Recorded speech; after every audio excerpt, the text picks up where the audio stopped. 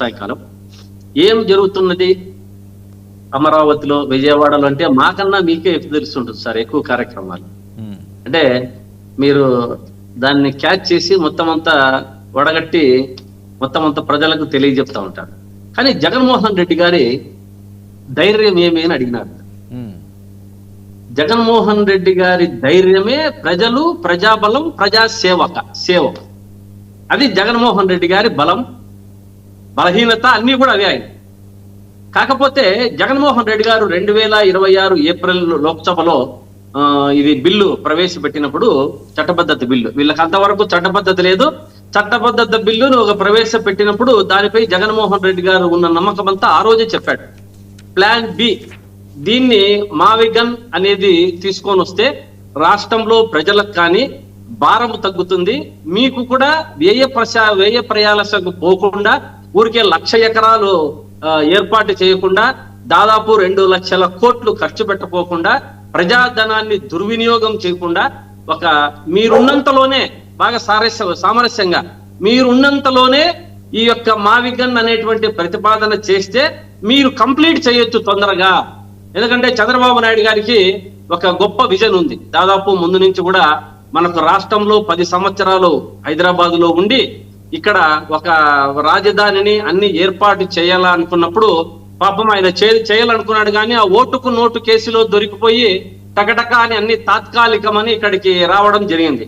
కానీ మనకు దీనివల్ల ఏమైపోతుందంటే ఇది ఆచరణాత్మకం అనేది తక్కువ ఖర్చుతో ముందుకు పోతుందనేది జగన్మోహన్ రెడ్డి గారు ప్రతిపాదించారు.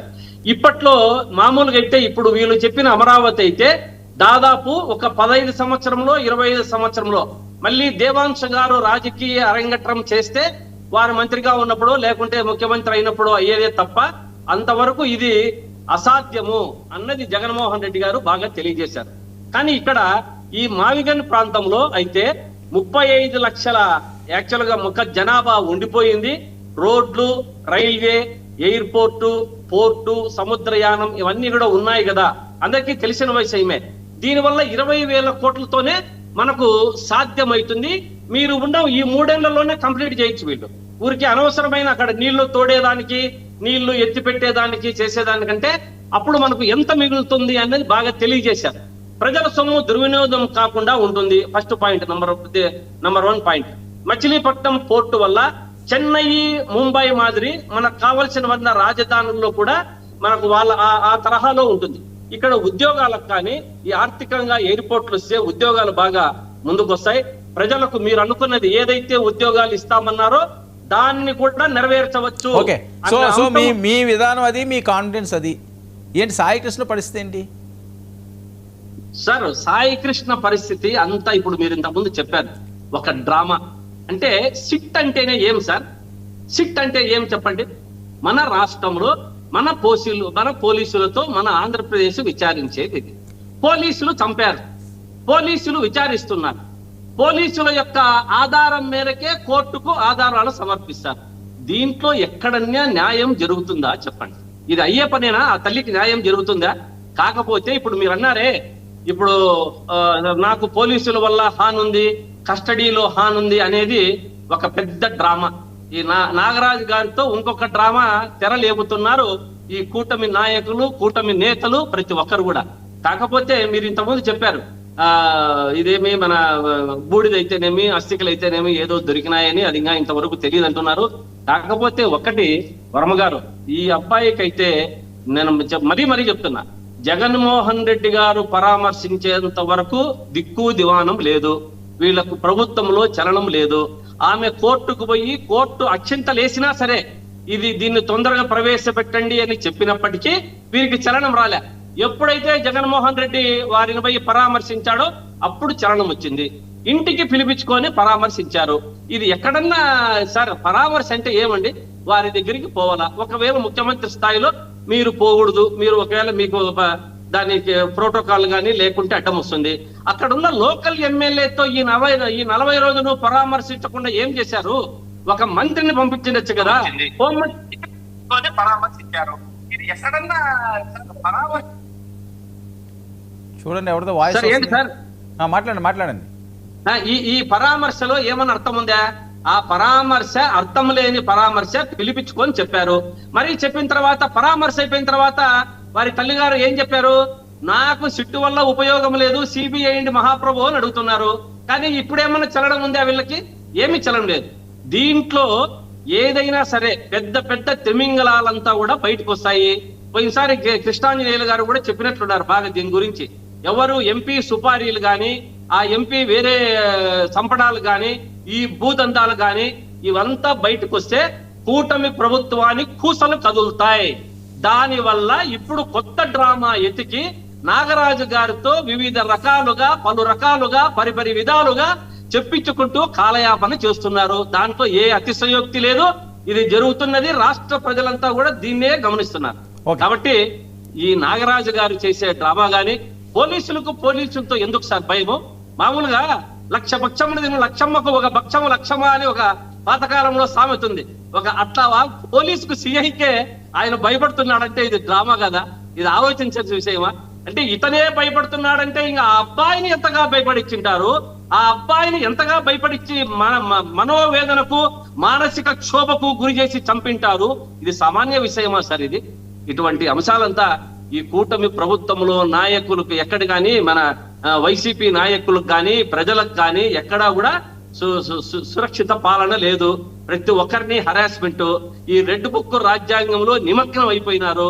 అది ఎట్లా ఉంటే దానికి అనుగుణంగా వీళ్ళు పోతున్నారు తప్ప ఇంకొకటి లేదని తెలియజేస్తున్నారు. ఓకే ఓకే విజయ్ సార్ నమస్కారం. నమస్తే. మీకు ప్యానలిస్టులకి అట్లాగే ప్రేక్షకులందరికీ నమస్కారం.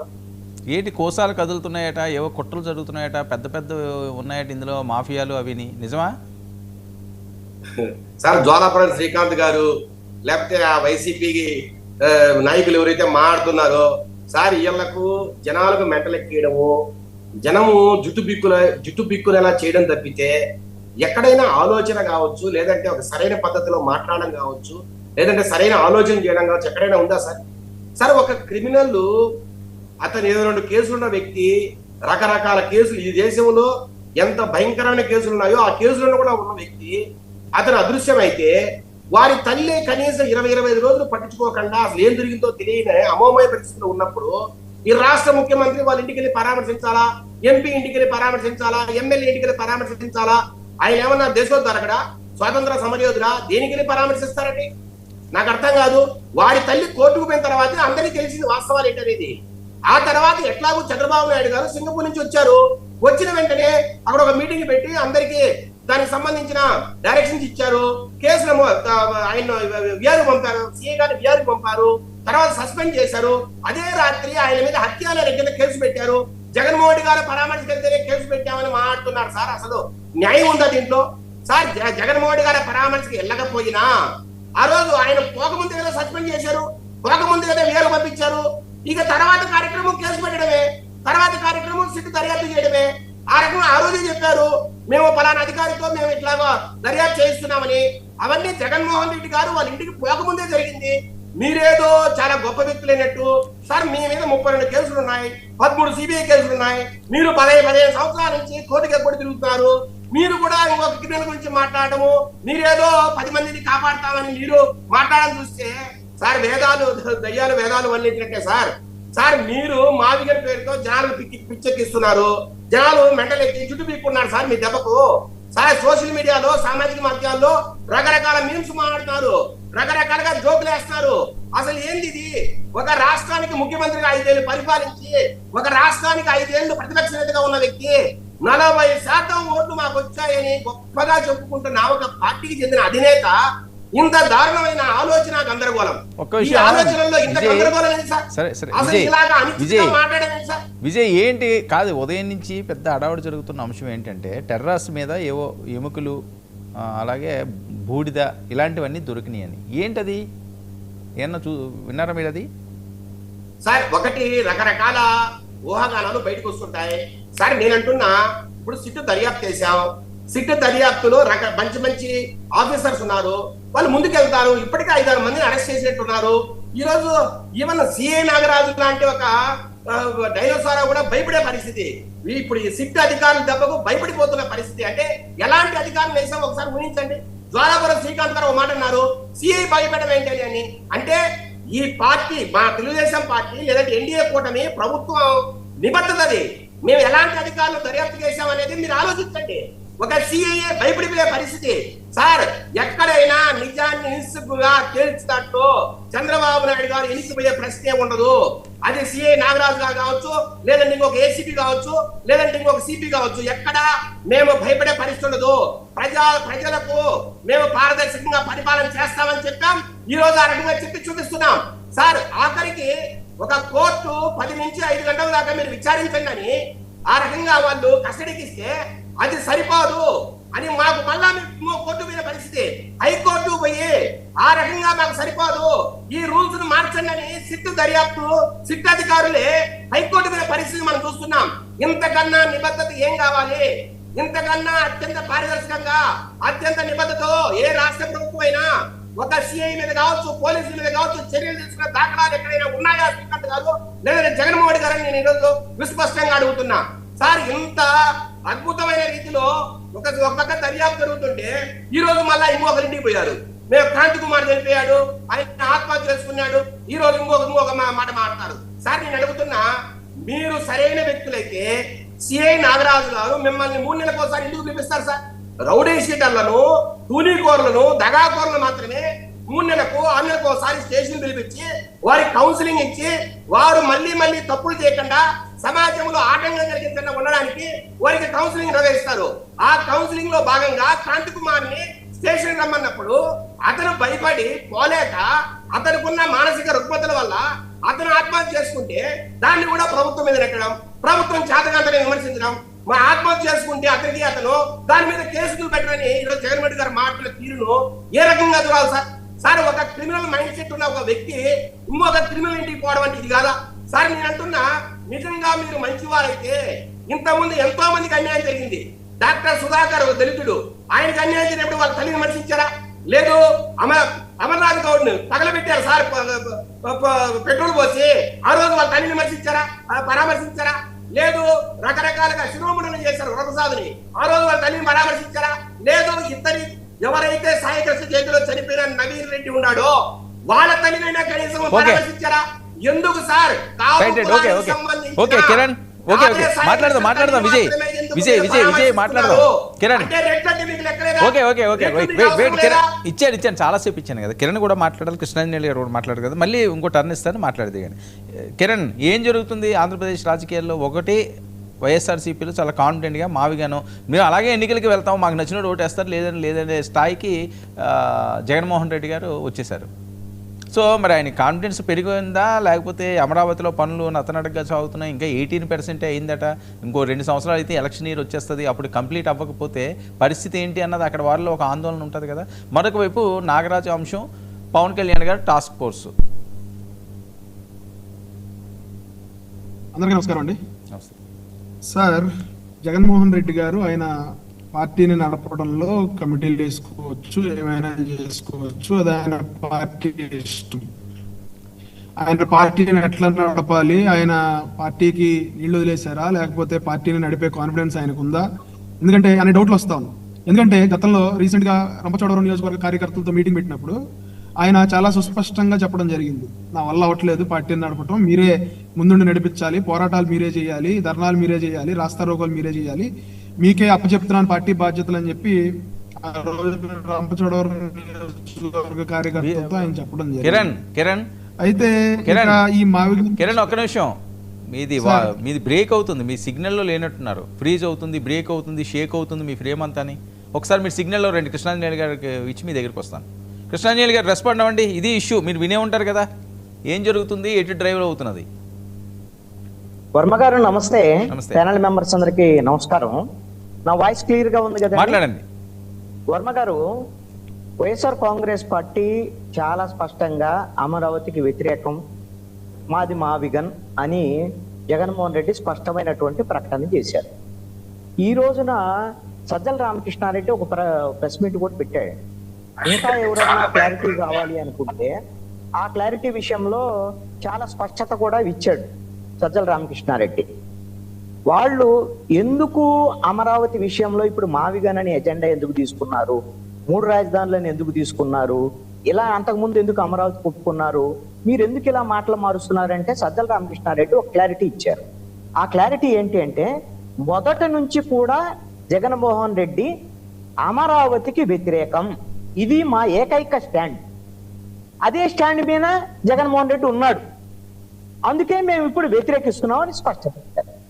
రెండోది ఆయన ఇంకొక స్పష్టత ఇచ్చారంటే, ఎందుకు వ్యతిరేకిస్తున్నామనంటే ఇది కాదు అని, లక్షల కోట్లు అనే వ్యవహారం అని ఎన్ని మళ్ళీ చెప్పాడు. మూడోది ఏం చెప్పాడు, అమరావతి పేరుతో అవినీతి జరుగుతుంది, ఆ అవినీతిని మేము వెలికి తీయటం కోసం, ఆ అంశం మీద చర్చ జరగటం కోసం, ఇది ఒక రియల్ ఎస్టేట్ కంపెనీ వ్యవహారం లాగా చంద్రబాబు నాయుడు కుట్రపూరితమైనటువంటి ఆలోచనలతో దీని అవినీతికి సంబంధించినటువంటి వ్యవహారాలు చేస్తున్నాడు అనేటువంటి విషయాన్ని చెప్పాడు. ఇక్కడ ఈ విధంగా అవినీతికి సంబంధించినటువంటి అంశాలు, అమరావతికి సంబంధించి అవినీతి కోసమే అమరావతికి సంబంధించినటువంటి ఇన్నర్ రింగ్ రోడ్డు లేఅవుట్లు, అవుటర్ రింగ్ రోడ్డు లేఅవుట్లు ఇలాంటివన్నీ మార్చారు. ఇలాంటివన్నీ వైఎస్ఆర్ కాంగ్రెస్ పార్టీ అధికారంలో ఉన్నప్పుడు కేసులు కూడా పెట్టింది. చంద్రబాబు నాయుడు మీద, అదే విధంగా నారాయణ మీద కేసులే పెట్టారు ఏకంగా. ఆ కేసుల్ని ఇప్పుడు కొట్టేయటం అనేటువంటి పరిస్థితులకి, కేసులు విచారణకే పనికిరావని కోర్టులు తేల్చినటువంటి వ్యవహారం. ఇప్పుడు వాళ్ళ అమరావతికి వ్యతిరేకం అని చెప్పడంలో ఎవరికి అభ్యంతరం లేదండి, అది వాళ్ళ లైన్, వాళ్ళకి ఎవరికి అభ్యంతరం లేదు. అవినీతి గురించి ప్రశ్నించడానికి కూడా నేను ఆహ్వానిస్తున్నా, ప్రశ్నించాల్సిందే ఒక ప్రతిపక్ష పార్టీగా. కానీ అమరావతిని మేము అపోజ్ చేయటం కోసమే ఈ విధంగా అవినీతికి సంబంధించినటువంటి అంశాలు, లేక రైతులకు సంబంధించినటువంటి అంశాలు, ఇవన్నీ అంశాలని తీసుకురావటం ద్వారాగా వైఎస్ఆర్ కాంగ్రెస్ పార్టీ వ్యతిరేకం కాబట్టి అమరావతికి ఇలా మాట్లాడుతుంది. అమరావతిని ఆప్ చేయాలని మాత్రం, దీన్ని ఎలాగైనా సరే దీన్ని మధ్యలో ఆపేయాలి అనేటువంటి విధంగా, ఇది ముందుకెళ్ళకూడదు, ఇది ముందుకెళ్తే మనకు భవిష్యత్తు ఉండదు అనేటువంటి ఆలోచనలతో, కుట్రపూరితమైనటువంటి ఆలోచనలతో జగన్మోహన్ రెడ్డి మావిగన్ వర్సెస్ అమరావతి అనేటువంటి ప్రకటన చేయటం వెనక 2029 ఎలక్షన్ ఎజెండా కాదు, ఇప్పుడు ఎజెండా ఉంది, కుట్రపూరితమైనటువంటి ఆలోచన ఉంది. ఆ ఎజెండా ఏంటి అనంటే, అమరావతి గురించే ఒక చర్చ జరగాలి. ఆ చర్చ ఏమిటి అనంటే, అమరావతి కేంద్రంగా ఇక్కడ అమరావతి ఆగిపోయేటువంటి విధంగా ఎవరైతే దానికి అమరావతి నిర్మాణాలకు సంబంధించినటువంటి విషయంలో ఎవరైతే ఆర్థిక సంస్థలు ఈ రోజున డబ్బులు ఇచ్చేటువంటి ఉన్నాయో, Asia development bank, NABARD, world bank, వీళ్ళకు కూడా అనుమానాలు వచ్చేటువంటి విధంగా, వీళ్ళు కూడా ఈ నిధులు ఆఫ్ చేసేటువంటి విధంగా, లేదు అనంటే ఇక్కడికి ఏమైనా నిర్మాణాలకు సంబంధించినటువంటి విషయాలు, ఎవరైనా పరిశ్రమలకు సంబంధించి పెట్టుబడులు పెట్టేటువంటి విషయం ఉంటే అవి కూడా ఆగిపోయేటువంటి విధంగా, కేంద్ర ప్రభుత్వం కేంద్రానికి సంబంధించినటువంటి కొన్ని సంస్థలను ఇక్కడ ఏర్పాటు చేసేటువంటి క్రమంలో వీటిని కూడా ఏమైనా ఇప్పుడు అసలు ఇది ముందుకు పోయితే ఎనిక్కిపోయిద్దా అని ఏమైనా ఇన్ఫ్లుయెన్స్ చేసేటువంటి విధంగా, ఈ విధమైనటువంటి ఆలోచనలతో అమరావతి అనేటువంటిది ముందుకెళ్లకుండా ఆగిపోవాలి అనేటువంటి ప్రయత్నంలో, కుట్రపూరితమైనటువంటి ఆలోచనలతోనే జగన్మోహన్ రెడ్డి ముందుకెళ్తున్నాడు. అందుకనే మొన్న ఒక టీమును పంపించాడు, పైలట్ టీం అన్నమాట. అది అంబటి రాంబాబు కూడా, పేరు నాని, అదే విధంగా దేవినేని అవినాష్, ఇలాంటి ఒక బ్యాచ్ అంతా వెళ్ళారు. వెళ్ళిన తర్వాత అక్కడ గొడవ అయింది. గొడవ కోసం వెళ్ళారు వాళ్ళు, గొడవ జరగాలి, అక్కడ గొడవ జరగడం కోసం వెళ్ళారు.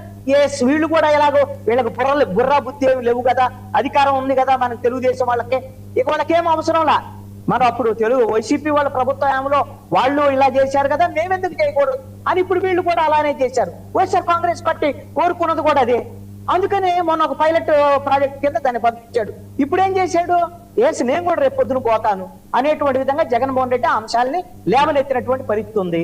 ఈ రోజున జగన్మోహన్ రెడ్డి అమరావతి విషయంలో ఈ విధంగా మాట్లాడటం, అమరావతికి వ్యతిరేకంగా అమరావతి ఆగిపోయేటువంటి విధంగా ప్రయత్నం చేయటం అనేటువంటి దాన్ని నిలుపుదల చేయగలడా జగన్మోహన్ రెడ్డి, లేదంటే దీన్ని ఇన్ని అడ్డంకులను అధిగమించి ముందుకు తీసుకెళ్లగలరా లేదా ప్రభుత్వం అనేటువంటిది చంద్రబాబు నాయుడు చేతుల్లో ఉంది ఈ రోజున.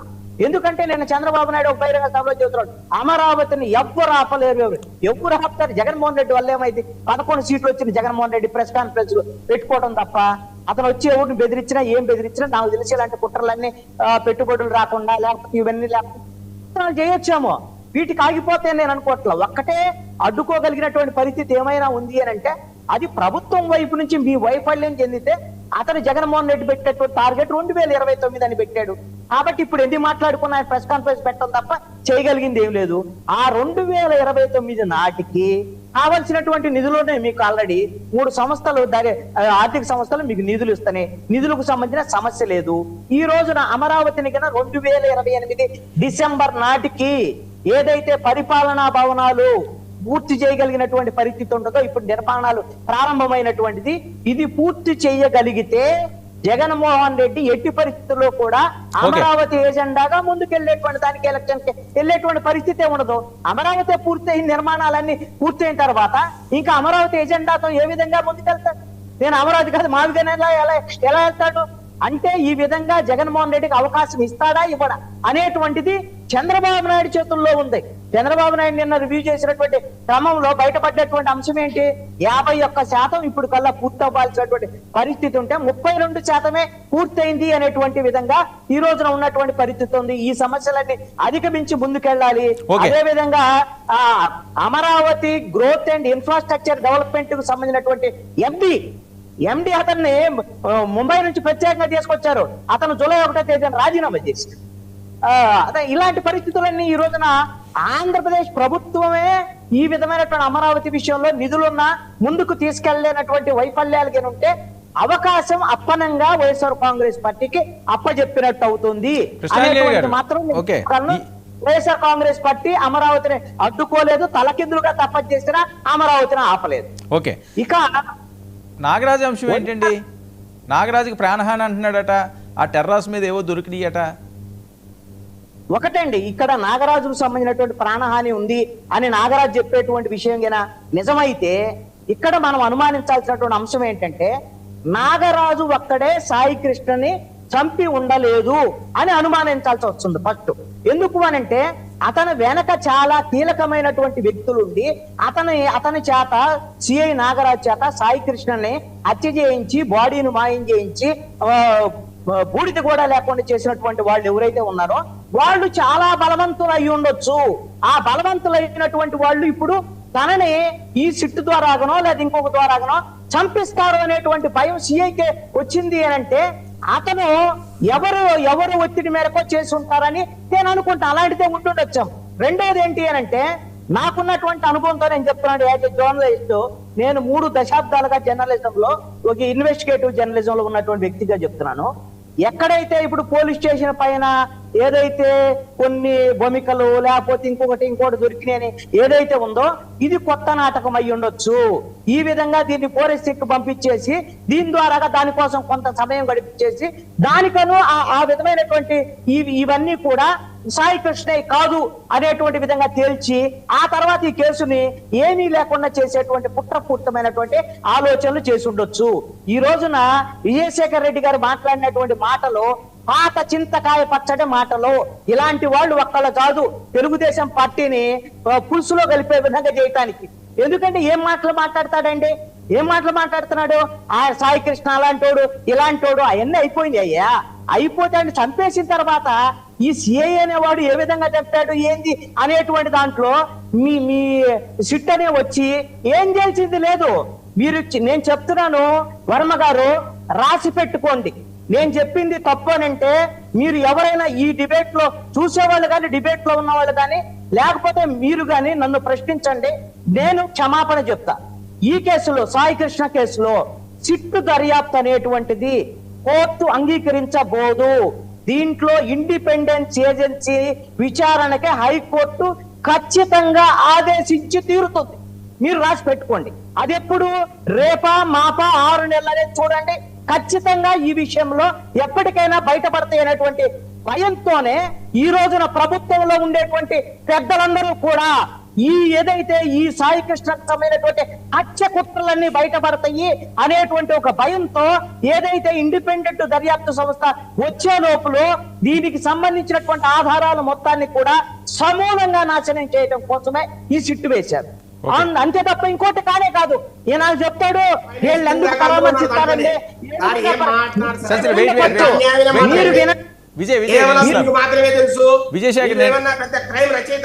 విజయ్ నేను ఇస్తాను క్రాస్ టాక్ వద్దు నేను ఇస్తాను. ఈ ఆవేశం పడితే మీరు శంకరగిరి చెప్తున్నాను. ప్రజల్లో ఉన్న విషయాలు చెప్తున్నాను. మీరు ప్రభుత్వంలో ఉన్నారు. అవును, మీరు మీరు రోజు శంకరగిరి- సర్వే చేసే పని మీకు పొద్దున్న లేస్తే సర్వే చేసి సరే, ఒక ఒక నిమిషం సర్వే చేసే పని. వెయిట్, వాయిస్ రాదు శేఖర్, వాయిస్ రాదు, నేను ఇస్తాను కదా. ఈ రోజున ఏదైతే ఆయన ఎందుకు ఎలా పరామర్శిస్తారండి? ఏదంటే ముఖ్యమంత్రి ఎందుకు పరామర్శించాడండి?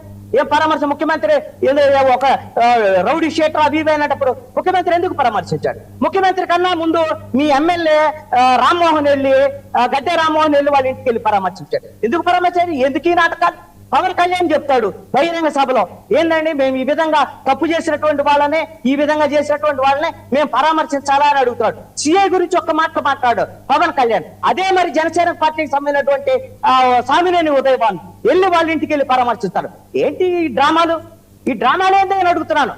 అదే విధంగా క్రాంతి కుమార్ ఆత్మహత్య చేసుకున్నటువంటి పరిస్థితి ఉంటే ఆ కుటుంబాన్ని నిన్న మందా కృష్ణమాదికి పరామర్శించాడు, జగన్మోహన్ రెడ్డి పరామర్శించి ఎవరు? ఈ సిఐ వల్ల, అతను వేధింపుల వల్ల ఆత్మహత్య చేసుకునేటువంటి పరిస్థితి ఉంటే సాయి కృష్ణ కుటుంబాన్ని ముఖ్యమంత్రి పరామర్శిస్తాడు. ఏంటి భయం? ఎందుకు? దాంట్లో కులం అని అన్నారు వైఎస్ఆర్ కాంగ్రెస్ పార్టీ. మీరు కులాన్ని చూసి కదా భయపడింది? మీరు ఎందుకు పరామర్శించారు? సాయి కృష్ణ కుటుంబాన్ని చంద్రబాబు నాయుడు ఎందుకు పరామర్శించాడు? మరి దళితుడైనటువంటి పేరుపోగు క్రాంతి కిరణ్ అనేటువంటి ఆ కుటుంబాన్ని ఎందుకు పరామర్శించలేదు? ఎందుకు ఆ కుటుంబానికి సంబంధించినటువంటి భరోసా ఇవ్వలేదు? దళితులంటే మీకు కలుసా? ఖచ్చితంగా వస్తుంది కులపరమైనటువంటి అంశం. ఈ రోజున వైఎస్ఆర్ కాంగ్రెస్ పార్టీ ఏదైతే ఈ అంశాన్ని ఒక కులపరమైనటువంటి అంశంగా ముందుకు తీసుకొచ్చి ఈ రోజున ప్రభుత్వాన్ని డిఫెన్స్ లో పెట్టడానికి చేసినటువంటి దాన్ని ఖచ్చితంగా కూటమి ప్రభుత్వము కులపరమైనటువంటి అంశాల మీద మీరు ముందుకు వెళ్తున్నారు. కాబట్టి మీకున్నటువంటి వీక్నెస్ ఈ రోజున వైఎస్ఆర్ కాంగ్రెస్ పార్టీ బయట పెట్టేటువంటి పరిస్థితి ఉంది. ఈ రోజున జనసేన పార్టీ కూడా మీరు ఒక్కసారి ఆలోచించుకోండి. పవన్ కళ్యాణ్ మాట్లాడే ప్రతి మాట కూడా తప్పుదారిలో వెళ్తుంది. ఏదైతే రావణ విషయంలో అరెస్టు జరిగినటువంటి వ్యవహారం కాదండి, ఒక యూట్యూబర్ మీద ఈ రోజున 6 నెలలు కరసాగు నేర్చుకొని మూలనున్న ముసలమ్మను కొట్టారంట. 164 సీట్లు ఇస్తే, 21 ఎంపీ సీట్లు ఇస్తే మీరు యూట్యూబర్ ను అరెస్ట్ చేయడానికి రాష్ట్రంలో ఉన్నటువంటి పోలీసులందరినీ చేసి 33 కేసులు పెట్టి పోలీస్ స్టేషన్లు తిప్పితే ఎన్ని రోజులు ఉంచుతారు అతన్ని జైల్లో? ఎవరు? పవన్ కళ్యాణ్ మాట్లాడి అరే పంతం నానాజీ మాట్లాడితే జనసేన ఎమ్మెల్యే మాట్లాడితేనేమో పవన్ కళ్యాణ్ ఏమంటాడు? అతను ఏమైనా మాట్లాడొచ్చు, అతను నేను కంట్రోల్ చేయను అని చెప్పి మాట్లాడినటువంటి పవన్ కళ్యాణ్ మీ పంతం నానాజీకి చట్టాలు పనిచేయవా? లేదు ఈ మొత్తం భారత న్యాయ సంహిత ఎన్ని ఎవరికి తెలియనట్టు సెక్షన్లు చెప్పి ఈ రోజున పవన్ కళ్యాణ్ మాట్లాడతాడు. శుద్ధపోస మాటలు పవన్ కళ్యాణ్ మాట్లాడినటువంటి మాటలని నువ్వు ప్రతిపక్షంలో ఉన్నప్పుడు ఎవరి గురించైనా మాట్లాడొచ్చు, ఏమైనా మాట్లాడొచ్చు, చెప్పులు చేసి చూపించొచ్చు, మక్కలేరు దంతా అని చెప్పొచ్చు. అప్పుడు నీకు వర్తించదయ్యా? అప్పుడు తెలియదు ఆ చట్టం. ఈ రోజున ఆయన ఒక టాస్క్ ఫోర్స్ అని చెప్తున్నాడు. ఇదొక మరొక చీజ్ ద షిప్ అని కాబోతుంది. మీరు వర్మ గారు రాసి పెట్టుకోండి. టాస్క్ ఫోర్స్ అట ఆంధ్రప్రదేశ్ ప్రభుత్వం వేస్తాట. కామన్ సెన్స్ ఉన్నటువంటి వాళ్ళు మాట్లాడేటువంటి మాటేనా ఈ రోజున? ఎవరి దగ్గర ఉంది ఐటీ యాక్ట్ కు సంబంధించినటువంటి వ్యవహారాలు? అదే విధంగా ఈ రోజున డిజిటల్ మీడియాని నియంత్రించేటువంటి యొక్క అధికారాలు ఎవరి దగ్గర ఉన్నాయి? మీరు ఫేస్బుక్ కానివ్వండి, ఇంకా ఏదైతే మొత్తం సోషల్ మీడియా యూట్యూబ్ కానీ ఇవన్నీ నియంత్రించగలిగినటువంటి పరిస్థితి ఎవరి దగ్గర ఉన్నాయి? కేంద్ర ప్రభుత్వం దగ్గర ఉంది. యూనియన్ గవర్నమెంట్ దీని మీద చర్యలు తీసుకోవాలి. అంతే తప్ప మీరు ఆంధ్రప్రదేశ్ ప్రభుత్వం ఏం చట్టం చేస్తే ఏ టాస్క్ ఫోర్స్ చేస్తారు? ఇవన్నీ ఊరికే పిచ్చి మాటలు మాట్లాడి అబాస్ పాలవుతుంది తప్ప పవన్ కళ్యాణ్ ఇంకోటి కాదు, మరొక సీజ్ ద షిప్ అని ఎలాగ అబాస్ పాలయ్యాడో మరొక అబాస్ పాలు కాబోతున్నాడు పవన్ కళ్యాణ్. కిరణ్ లేడా?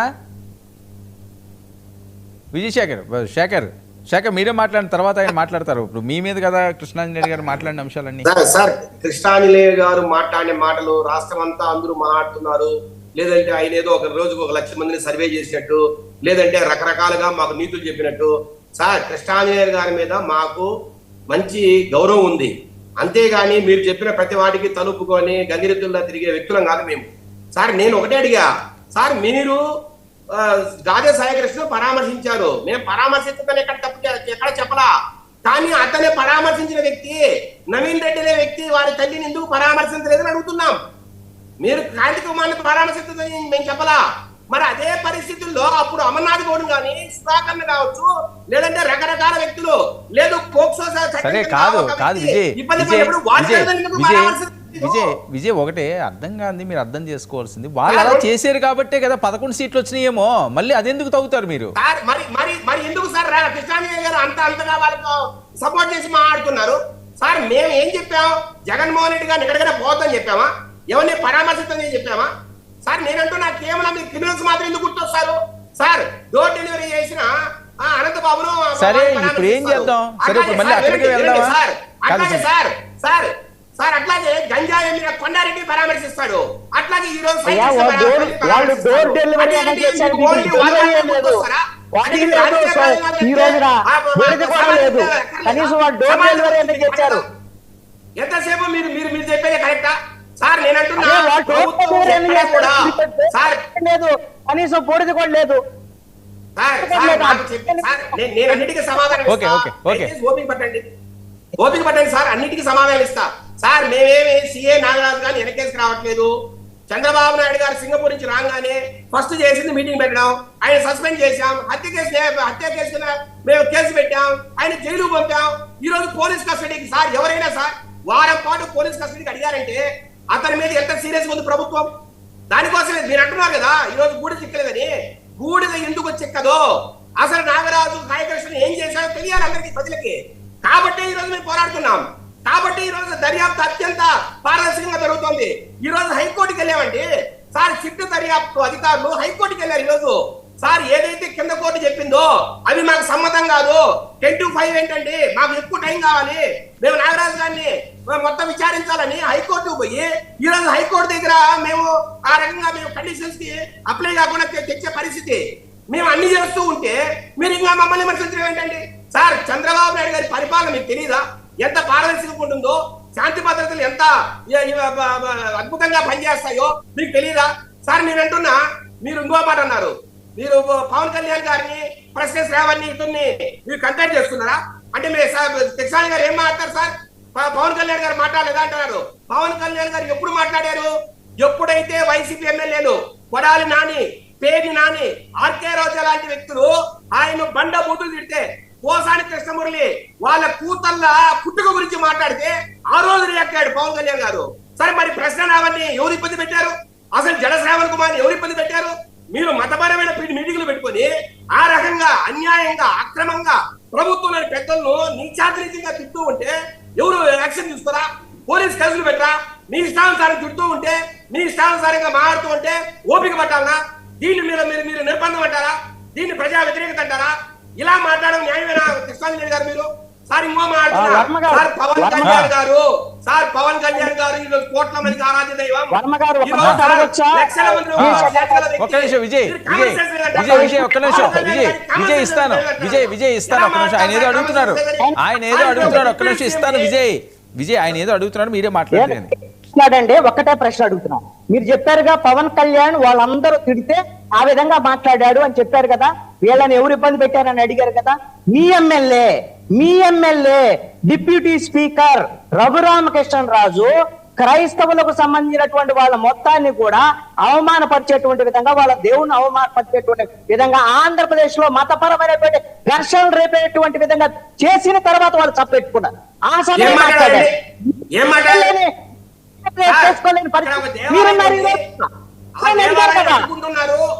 సార్ వినండి, ఒక దేవాలయం ఉంది అగ్నిలో, దాన్ని అడ్డుకుంటున్నారు, ఇది న్యాయం కాదని మాట్లాడారు సార్. మీకు ఇబ్బంది అయితే ఆయన మీద మాట్లాడండి, మేమే కాదట్లా.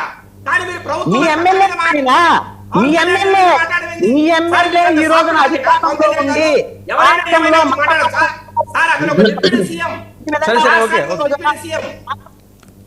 వచ్చేటువంటి పరిస్థితి మీ ఎమ్మెల్యే తీసుకొచ్చాడు. మీ సీఎం, మీ ప్రభుత్వము, మీ ఎమ్మెల్యే మేము చర్యలు తీసుకోవాలి. వాళ్ళ కడుపులో తిట్టారు ఖచ్చితంగా. మీ పవన్ కళ్యాణ్ ఎలా తిట్టాడు వాళ్ళు కూడా అంతే తిట్టారు. మరి పవన్ శాంతి భద్రత సమస్య సృష్టించాడా? మా ఎమ్మెల్యే లాండ్ ఆర్డర్ అగ్రెస్ గా పోయాడా? శాంతి భద్రత సమస్య సృష్టించాడా? లేదంటే ఒక మతానికి ఎవరైనా తోలాడా? అడ్డుపడుతున్నారు, ఇది న్యాయం కాదని మాట్లాడారు. అంతేగాని ఏదైనా రకరకాలుగా ఇబ్బందులు పడి మాట్లాడా? ఏం మాట్లాడారు? కృష్ణాంజలి గారు మీ వాయిస్ బ్రేక్ అవుతుందండి. ఇద్దరు మాట్లాడితే వాయిస్ బ్రేక్ అవుతున్నది. సార్ కృష్ణాంజలి గారు ఒక పార్టీకి చెందిన వ్యక్తిగా మాట్లాడడం కరెక్ట్ కాదు. మీరు అనలిస్ట్ గా మీ భావాలు చెప్పండి, న్యూట్రల్ గా మాట్లాడండి. కానీ మీలాగా వన్ సైడ్ ఒక పార్టీకి చెందిన వ్యక్తిగా కృష్ణాంజలి గారు మీ వాయిస్ బ్రేక్ అవుతున్నది. ఇద్దరు మాట్లాడుతుంటే అది ఇబ్బందిగా ఉన్నది. సార్ కృష్ణాంజలి గారు ఒక పార్టీకి చెందిన వ్యక్తిగా మీ భావాలు చెప్పండి, న్యూట్రల్ గా మాట్లాడండి. కానీ మీలాగా వన్ సైడ్ ఒక పార్టీకి చెందిన వ్యక్తిగా ఒక పార్టీకి చెందిన వ్యక్తిగా మీలాగా మీ వాయిస్ బ్రేక్ అవుతున్నది. ఇద్దరు మాట్లాడుతుంటే అది ఇబ్బందిగా ఉన్నది. శాంతి భద్రతల్ని అదుపు చేయలేనటువంటి పరిస్థితి ఉంటే శాంతి భద్రతలకు విఘాతం కలిగేటువంటి ఈ రోజున జనసేన వాళ్ళు పోలీస్ స్టేషన్లు గోడ దూకుతున్నారు. మీ ప్రభుత్వంలో ఉండి మాట్లాడకుండా ఎలా ఉంటాం?